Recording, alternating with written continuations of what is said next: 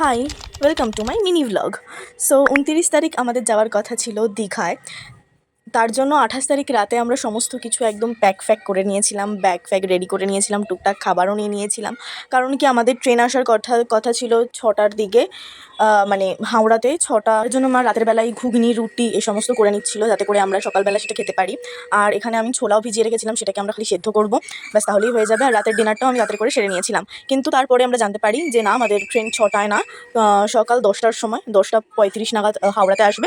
তো আমরা সকাল ওই ৬টা নাগাদ ঘর থেকে বেরিয়ে গেছিলাম, ৬টা ৭টা নাগাদ।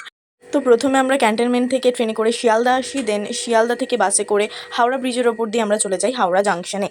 আর এইখানে এসে আমি প্রথমবার এত বড় বড় ফ্যান দেখেছি, এর আগে কখনো দেখিনি। তো সকালে একটুখানি খেয়ে নিলাম এই ডাল ভাজাটা, কারণ কি সকাল থেকে কিছু খাওয়া ছিল না। তো অনেকক্ষণ ওয়েট করার পরে আমাদের ট্রেন ফাইনালি চলে আসে। তো সেখানে আমরা সিট নাম্বার দেখে যে যার মতন করে বসে পড়ি।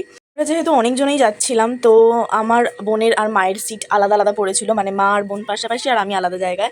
বাট তাদের সাথে কথা বলে অ্যাডজাস্ট করে আমরা তিনজন পাশাপাশি বসে পড়েছিলাম। আর টুকটাক চটর পটর আমি খেয়েই গেছি সারা ট্রেনটা জুড়ে। ঠিক আছে, মানে খুচখাচ খাবার দাবার খেয়ে গেছি। আর এত সুন্দর ওয়েদার ছিল, এত সুন্দর, মানে দৃশ্যগুলো এত সুন্দর ছিল, খুব ভালো লাগছিলো। আর খুব সুন্দর হাওয়াও দিচ্ছিল, মাঝে বৃষ্টিও হয়েছিল, মেঘ করে এসেছিলো, দেন বৃষ্টিও হয়েছিল। তো আমার কফি খেতে খুব ইচ্ছে করছিল, আর দেখি কফি চলেও এসেছে। তো সেখান থেকেই একটা কফি নিয়ে নিলাম। আর সারা ট্রেনে এই চুটুর পুটুরি খেয়েছিলাম, দেন ছোলা সেদ্ধ যেটা করে এনেছিলাম সেটাও খেয়েছিলাম। দেন একজন পপকর্ন দিয়েছিল, মানে আমাদের সাথে যারা এসেছিলো তারা পপকর্ন দিয়েছিল, সেটাও খেয়ে নিচ্ছিলাম। আর অলমোস্ট আমরা দীঘায় পৌঁছে গেছি, আর ট্রেনটাও অনেক স্লো হয়ে গেছে। দেন আমরা স্টেশনে নেমে গিয়ে স্টেশন থেকেই দেখতে পাচ্ছিলাম জগন্নাথের মন্দিরটা।